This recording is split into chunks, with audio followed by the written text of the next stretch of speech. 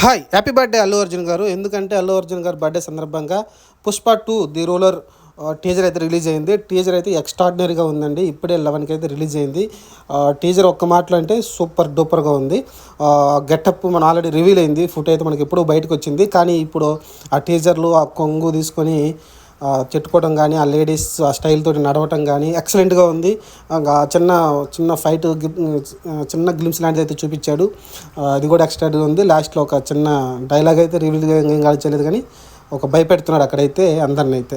నలిసి అది సాంగ్ ఉంది, అక్కడ ఫైట్ ఉంది. నలిసి ఇంటర్వెల్ బ్యాంగ్ అది ఆల్రెడీ రివీల్ కూడా చేశాను అనుకుంటాను. అది ఇంటర్వెల్ బ్యాంగ్లో వస్తుంది. ఇదైతే మంచి బూస్ట్ అయితే ఇచ్చారు అల్లు అర్జున్ ఫ్యాన్స్కి అయితే. చాలా రోజులు అయిపోయింది పుష్ప వచ్చి, చాలా లేట్ అవుతుంది. కానీ ఇప్పుడు దీని ద్వారా ఏంటంటే ఒకటి తెలుస్తుంది, ఒక మంచి ప్రొడక్షన్ వాల్యూ తోటి అయితే మంచి ఒక క్వాలిటీతో అయితే సినిమా బయటకు వస్తుంది అనే విషయం అయితే తెలుస్తుంది. ఎందుకంటే ప్రొడక్షన్ వాల్యూస్ అయితే టూ మచ్, అంటే ఎంతలా ఉన్నాయి అంటే హైలో ఉన్నాయి అనమాట.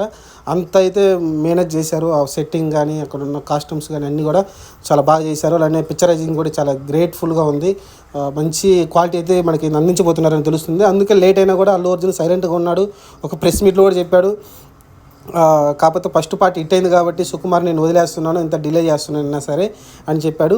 ఈ సినిమా అయితే ఆగస్టు 15 తారీఖు వస్తుంది. స్వతంత్ర దినోత్సవం సందర్భంగా అయితే ఈ సినిమా అయితే రిలీజ్ కాబోతుంది. వరల్డ్ వైడ్గా అయితే అన్ని భాషల్లో రిలీజ్ అవుతుంది.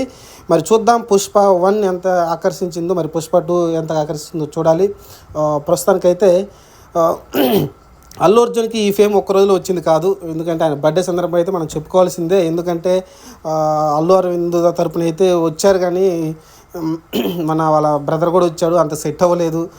చాలామంది వచ్చారు కానీ ఎవరు సెట్ కాలేదు. కానీ అల్లు అర్జున్ ఒక్కడే చాలా కష్టపడ్డాడు. స్టార్టింగ్ గంగోత్రి, బన్నీ, అలానే ఆ తర్వాత వచ్చిన దేశముద్రు ఈ సినిమాలు హిట్ అయింది. కానీ ఆ తర్వాత మధ్యలో చాలా ఫ్లాప్లు అయితే అతను రావడం చూసాం.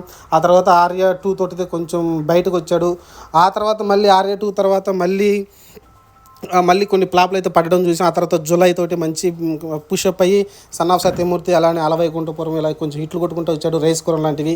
ఒక్క రోజులైతే పెద్ద స్టార్ అయితే కాలేదు. చాలా స్ట్రగుల్ అనుభవించి అయితే పైకి వచ్చాడు. దానికి ఫలితమే ఈరోజు ఇండియా వైడ్ అయితే పుష్పగా అయితే నిలబడ్డాడు. మరి ఇది ఆయన చరిత్ర.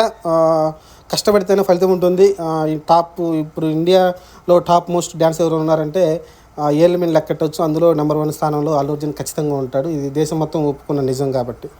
ఇది చూద్దాం మరి టీజర్ మీకు ఏమనిపించిందో నాకైతే కామెంట్ సెక్షన్లో పెట్టండి. Thank you.